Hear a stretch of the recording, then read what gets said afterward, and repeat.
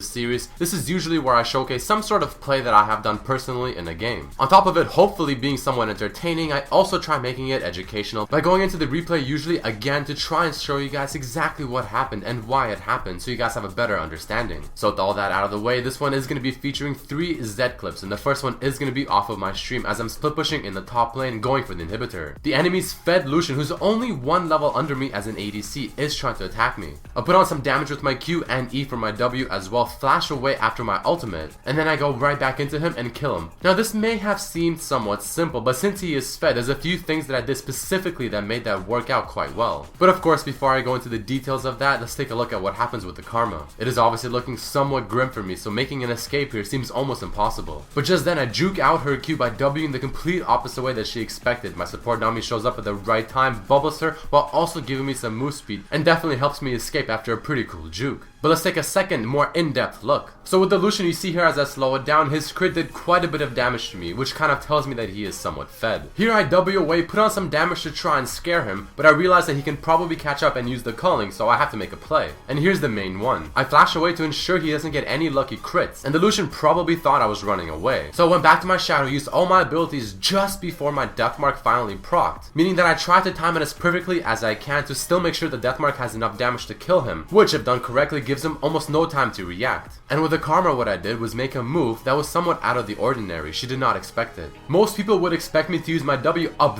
there because that's the normal thing to do, but instead I fired the complete opposite way, dodged her skill shot at the right time, and on top of that it put me in the brush, which gave me enough time to wait for Nami to make her appearance, and obviously helped me escape the sticky situation.